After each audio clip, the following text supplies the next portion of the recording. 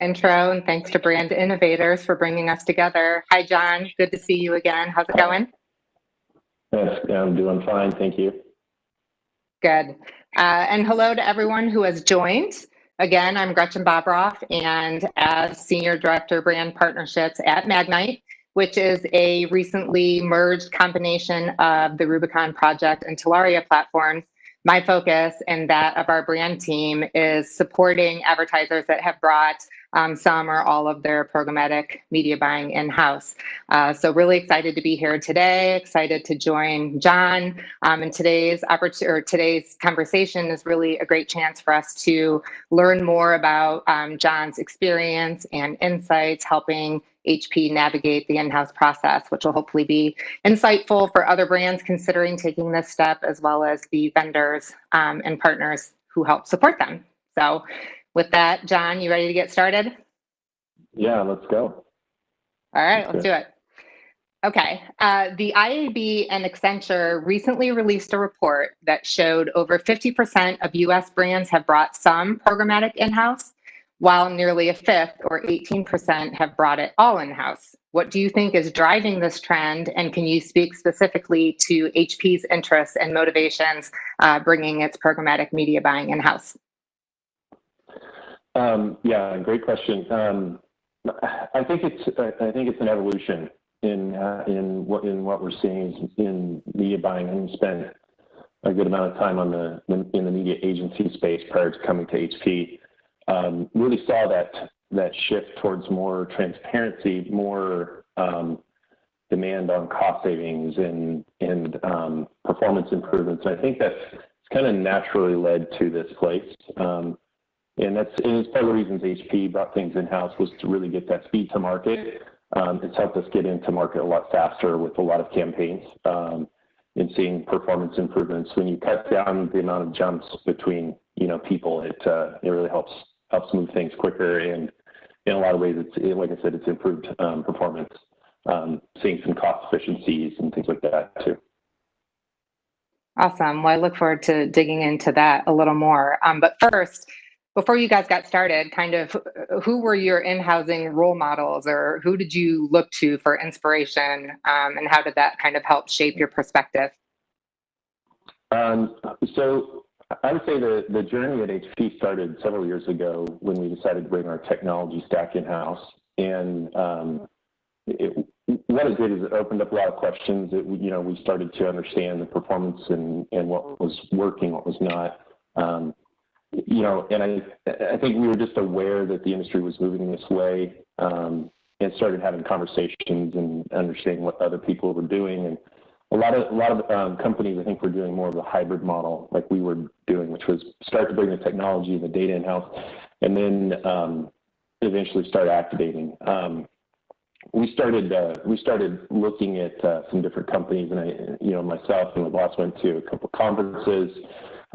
Had some meetings with different companies, some who were speaking on the subject, some who were just in attendance and having coffee and some conversations here and there. Disney was one that we talked to initially early on. Anheuser-Busch had some conversations with Adobe and also Bayer, who's participating in this as well. So we talked to a lot of different brands, started to explore it. And kind of eased our way into it, so to speak. Okay. So can you elaborate a little bit on kind of the additional preparation and the due diligence that went into ensuring HP was set up for success once you did decide to pull the trigger?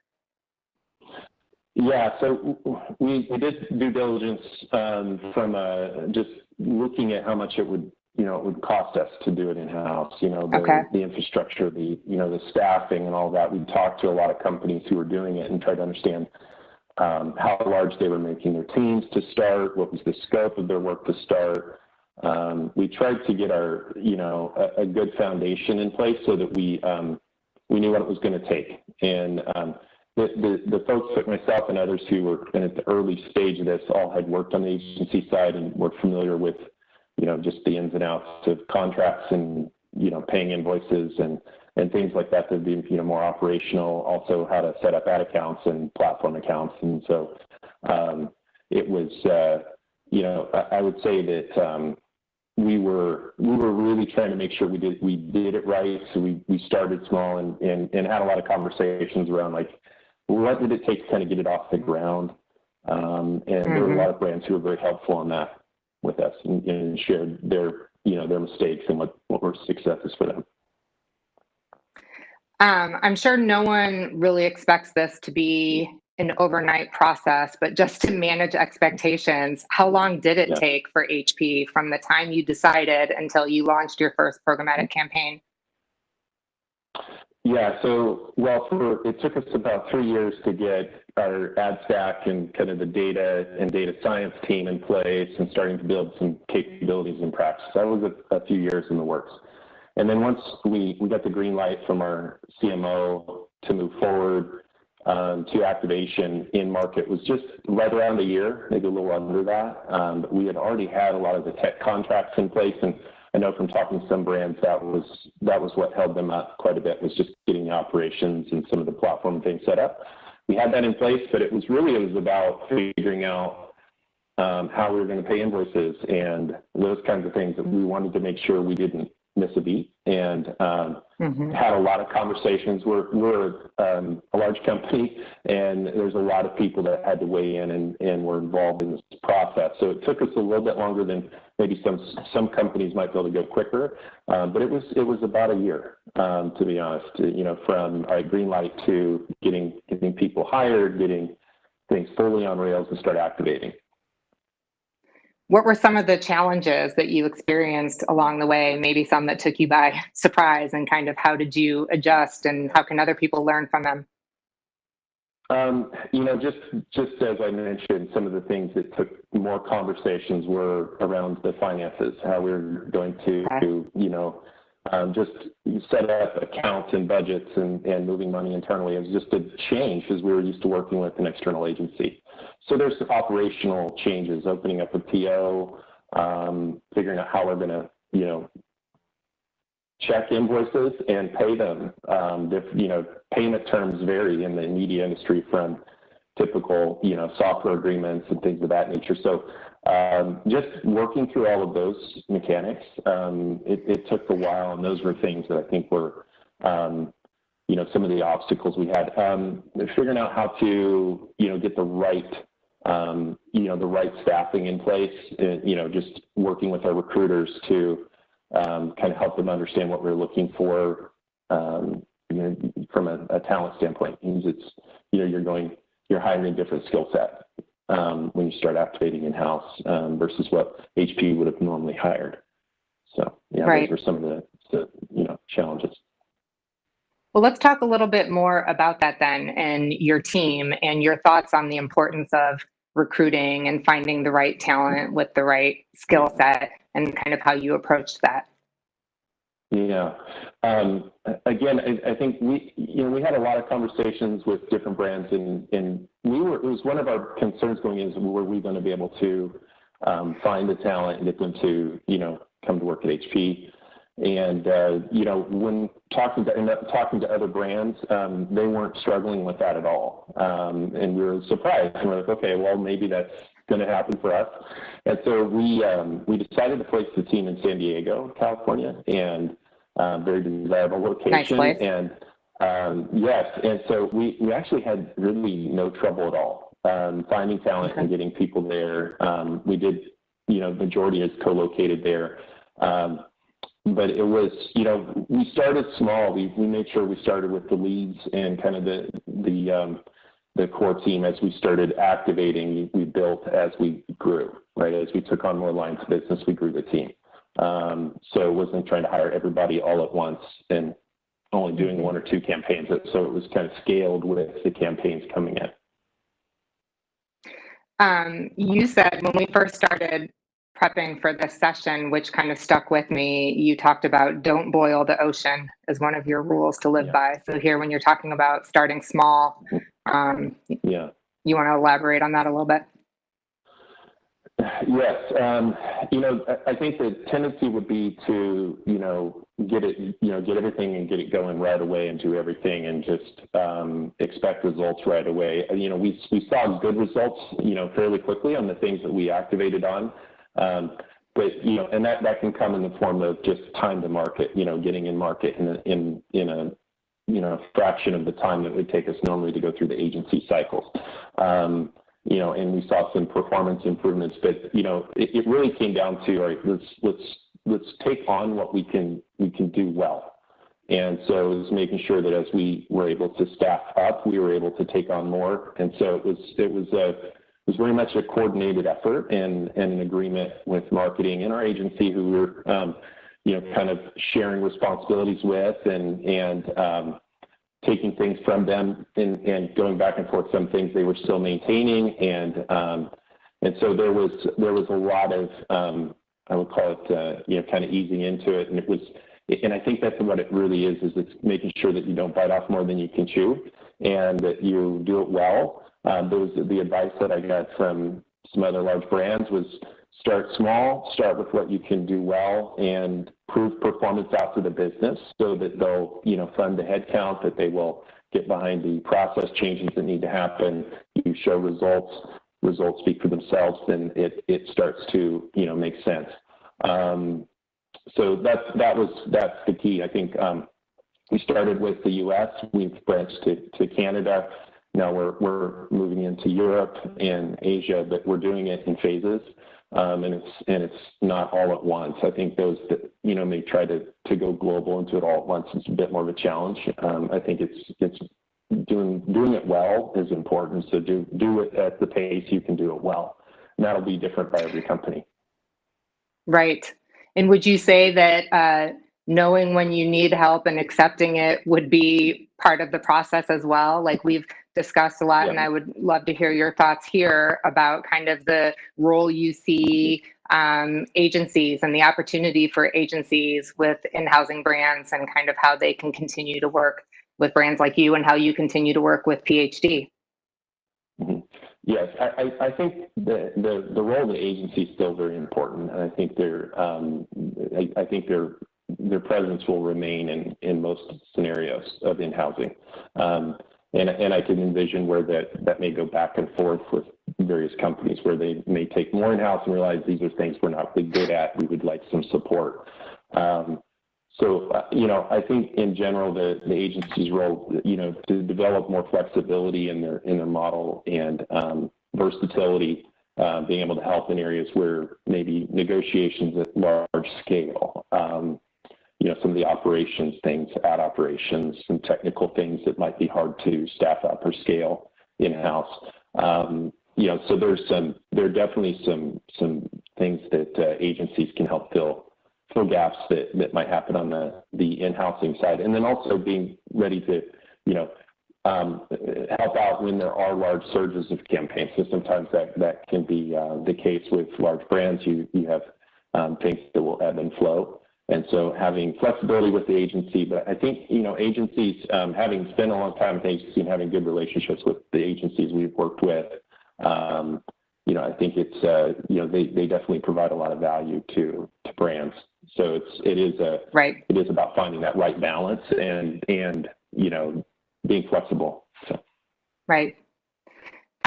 Let's shift to your supply chain. We've talked a lot about the need for buyers to understand where they're getting their inventory from. And I know you've undergone similar exercises for HP. Can you talk about how your team has worked to gain this visibility, and have you involved your SSPs or exchange partners in the process? Yes. So I would say inventory quality is something that's been near and dear to myself and the HP team for a while. A few years back, I worked with a few partners. Integral Ad Science IAS does our ad verification, and globally worked with them. And we brought in a lot of industry experts and had a bit of an internal workshop, if you will, trying to figure out how we improve our inventory from a viewability standpoint, just the opportunity to view an ad, developed a custom standard against that, and tried to help improve our inventory so that we're getting in places that were had a better chance to get a brand message across, all at the same time as being eliminating fraud the best that we can. So we were very focused on brand safety and fraud and just kind of overall quality. This was several years ago.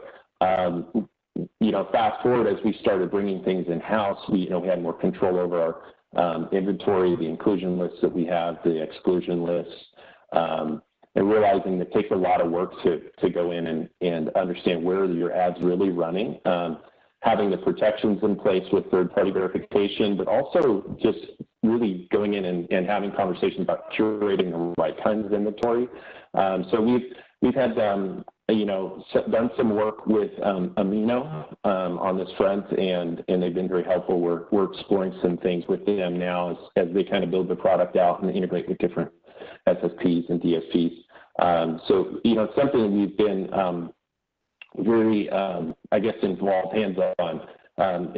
Everything from just trying to reduce our inclusion list so that we're running on fewer domains, and making sure that we're checking and monitoring those and doing the best we can there, and absolutely starting to look at the SSPs that we work with and reducing the number to a manageable set, and working to develop and curate good relationships, good PMPs, direct relationships with certain publishers, and so. Right. Great. Yeah. Due to, everything that you just described, as well as the rise of header bidding, which resulted in the loss of exclusivity, this led us to develop an SPO playbook, and we've actually consulted a lot of our buyers, from brands to agencies to DSPs, on the benefits of consolidation, kind of what you just said, following a philosophy of less is more, which allows for deeper collaboration and the ability to extract more value when you're working with a few key supply partners. But that being said, also, like what you just said, the first step of supply path optimization for buyers is definitely, knowing where you're accessing inventory. And we've seen this be sometimes an eye-opening exercise, for our buyers. How is HP thinking about SPO in general, and how does this inventory cleanup exercise kind of fit into that? Yeah, so I think, we're, like I said, we've been exploring some work with Amino and IAS, and they're starting to work together and try to take a look at that supply path that we have, and also just in having conversations with different SSPs and whatnot, and also going, setting up, direct deals with publishers, doing deal IDs where we know where the inventory is coming from. I think it's just minimizing the number of jumps. I think, with the kind of erosion of the fidelity, I guess, of cookies and what that brings, and the idea of being, able to be one-to-one addressable in the cookie space is really, it's a struggle at this point. It's starting to get less effective, and so. I think it's minimizing the number of jumps that you have to make, that you're kind of cutting out some of the unnecessary gaps. And I think that's, as we start thinking about optimizing supply path, it really is making sure that we're getting good inventory, we're getting a fair price for that inventory, that we're minimizing the unnecessary reselling that we might get that inventory either direct or in a more direct fashion. So looking at that, realizing that it's not a race to the bottom in price. I think it's a race to a fair price and quality, and making sure that there's good transparency and accountability there.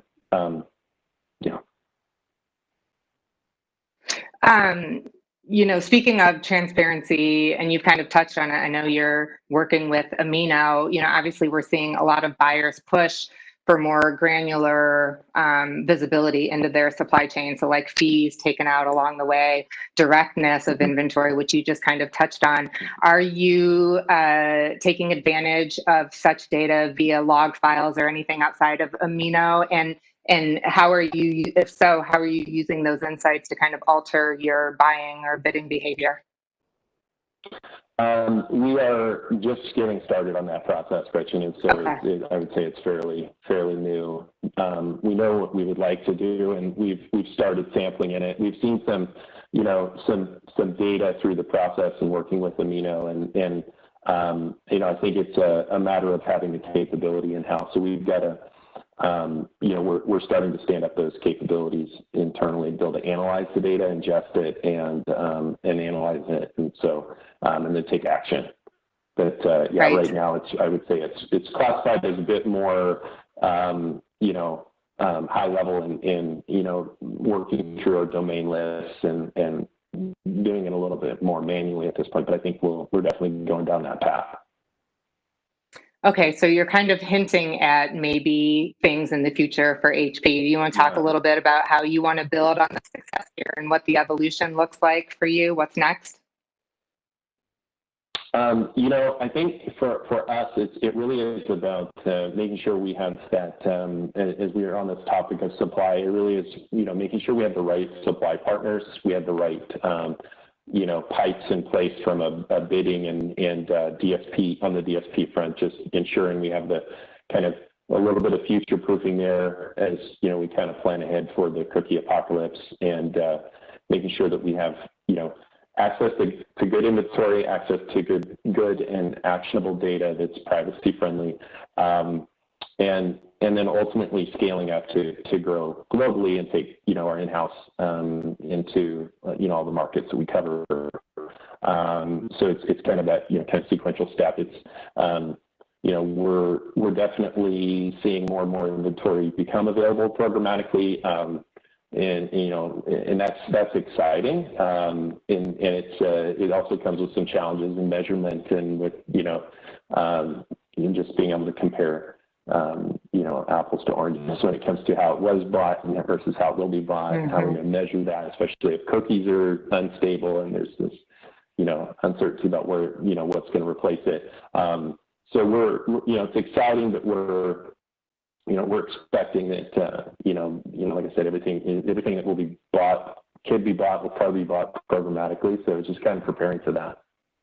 So, yeah. This is also one area that really excites us.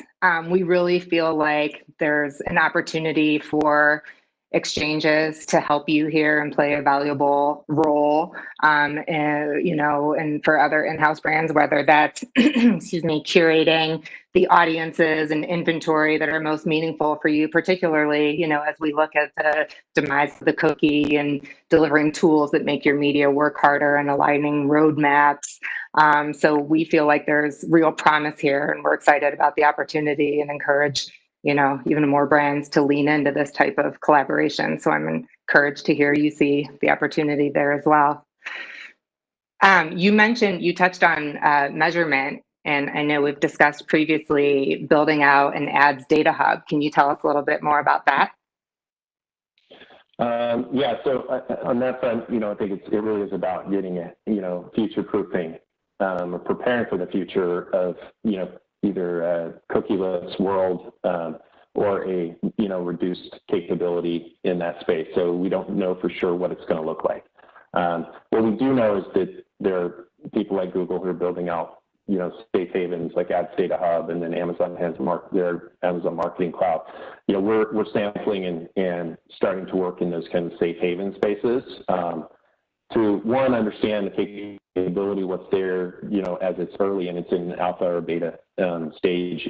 I think it's really important that brands get ahead of that and start learning what they can learn and understand what they can do with it and what the limitations are before the cookie completely crumbles. And so those are things that we're actively, pursuing right now and getting going. And I think there are a lot of brands are as well. I think I just encourage, other brands in the in-housing. I think it's going to be a part of the ecosystem. Like I said, I don't know for sure how it's going to all play out. Then it's a matter of kind of, preparing for what it could be or likely will be. I envision Google will continue down this Ads Data Hub path, so we need to be able to work with that. So we're learning as we can. Right. I was going to see, Maureen, are there, I want to leave time for questions. Can you confirm whether you're seeing any come in before I keep going with John?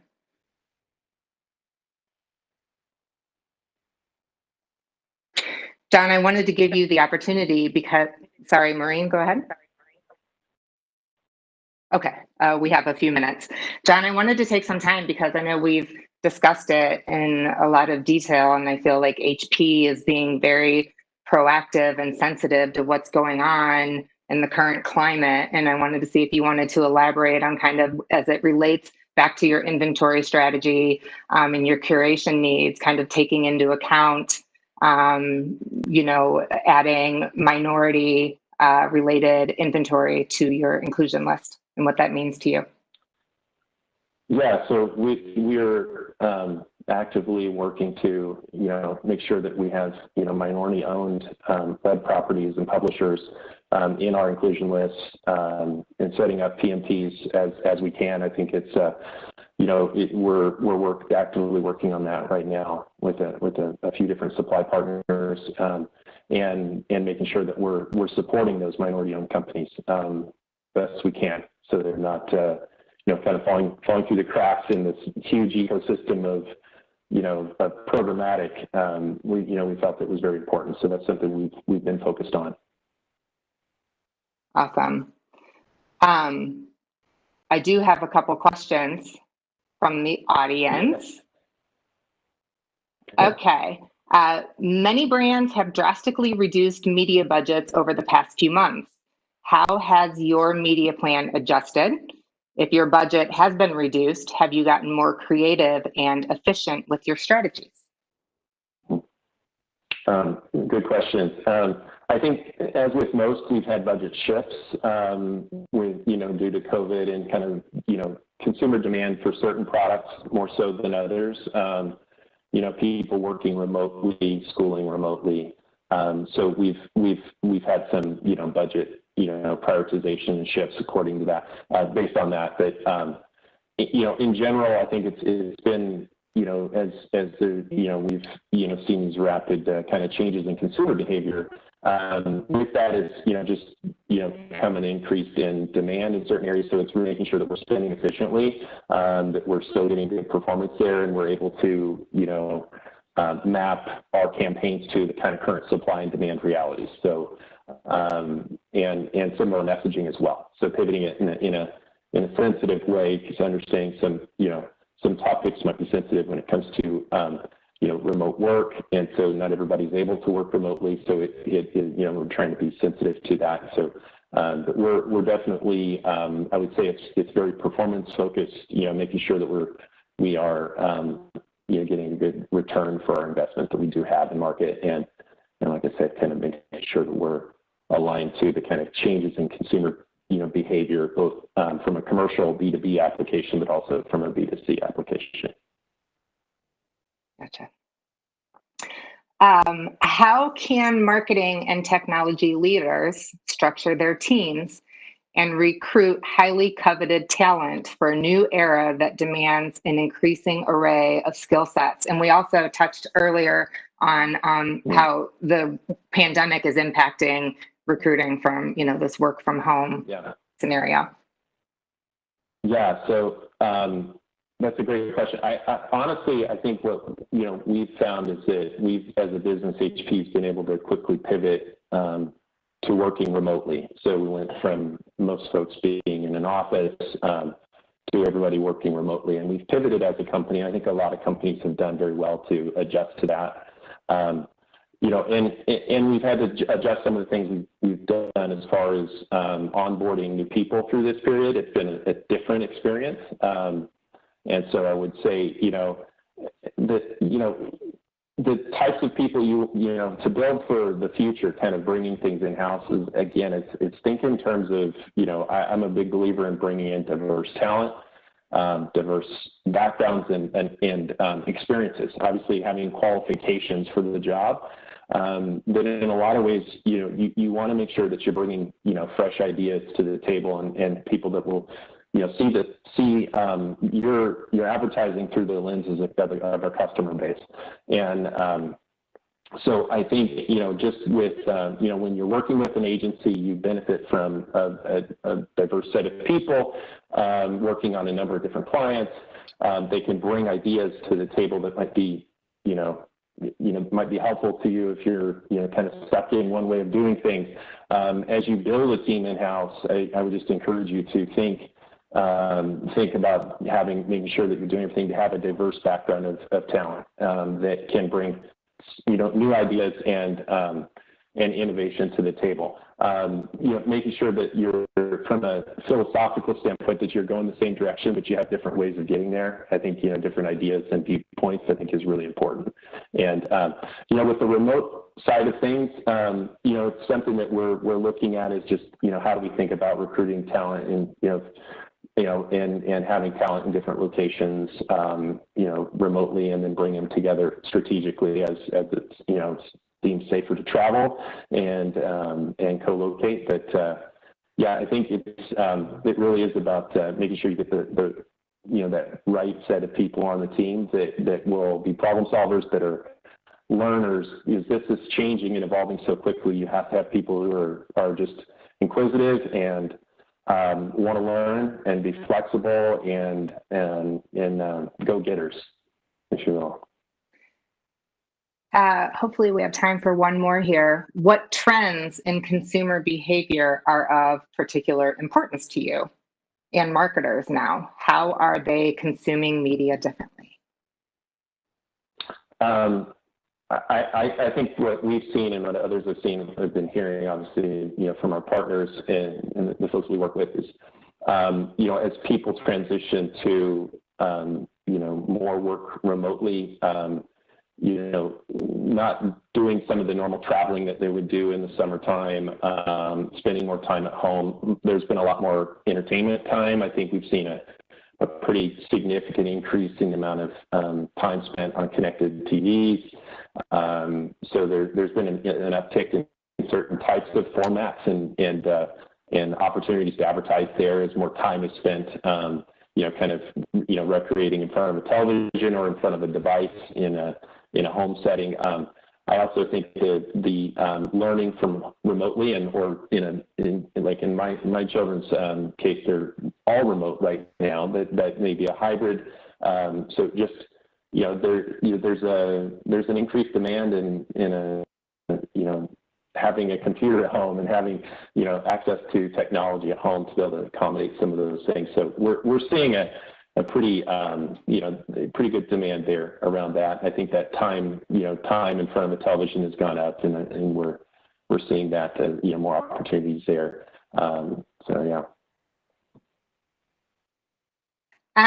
Well, as we close up here, are there any other insights that you would like to provide in terms of what else you think HP got right? So you talked about some learnings, but what are some things that you think you did really well that others should really consider including in their strategy? So I think it's, try to learn from others who have made mistakes, and try not to repeat those mistakes. I think every company is going to be a little bit different. So just saying, I'm going to take the plan that HP did or Bayer did or Disney or whoever else, you're going to have to adapt that to your business. And so being willing and able to adjust and think in terms of making sure you have steps and processes in place to do contracts and pay bills, because those are things that can quickly shut everything down. Go at one step at a time, make sure you prove results. I think those are really important things that I felt like we did, and I would encourage others to do. And I also think is get the right people on the team to start, so that you have people who know how to do this, who have an entrepreneurial mind, build something, and are flexible and willing to wear different hats, and it's okay. They're not just expecting to do one thing. They might have to do 2 or 3 this week, and that's okay. So we had some great people to start this thing and get it off the ground, and that made all the difference in the world. We have another question from the audience. Many brands are growing budgets within CTV, which delivers a valuable audience, but which still is a bit of the Wild West when it comes to standards.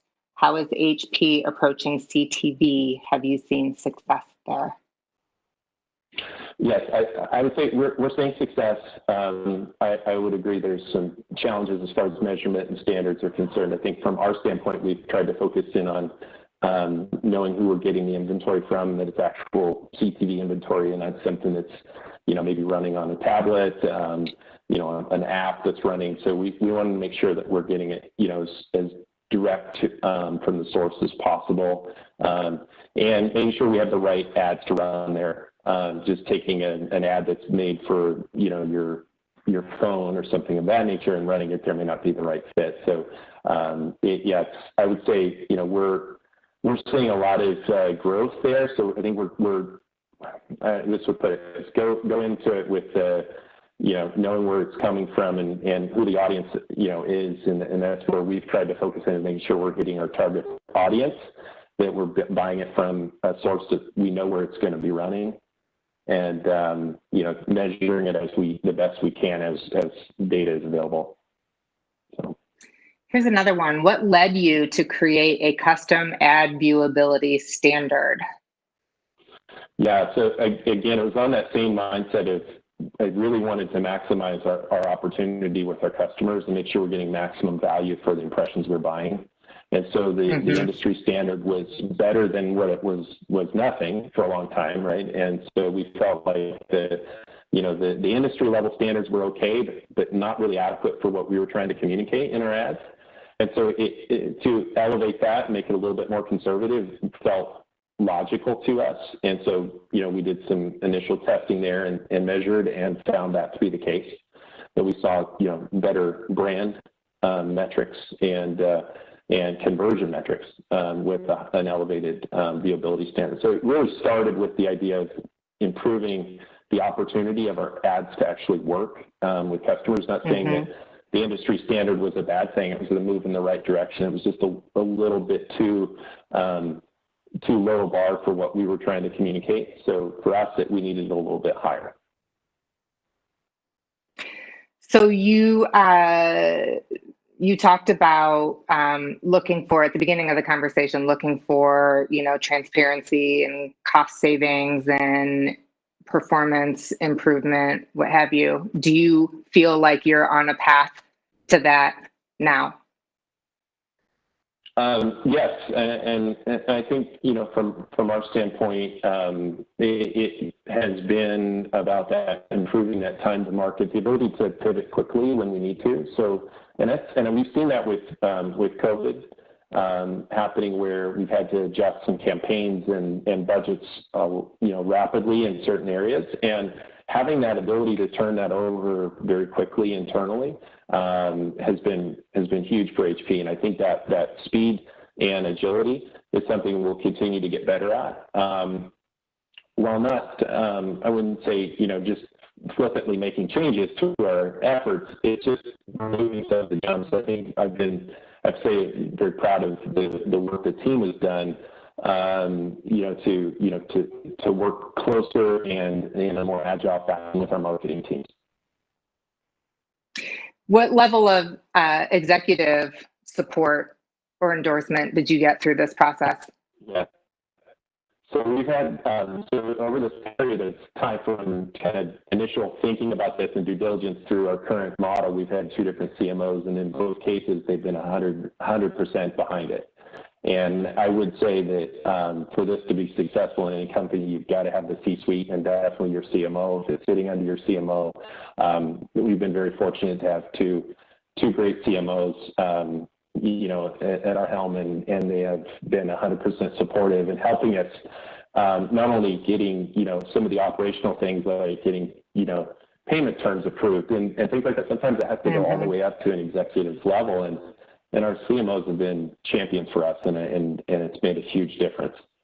So, yeah, I think, Awesome. the higher up your support model for this, the more chance it has of being successful. Totally. All right, Maureen, do we have any other questions from the audience?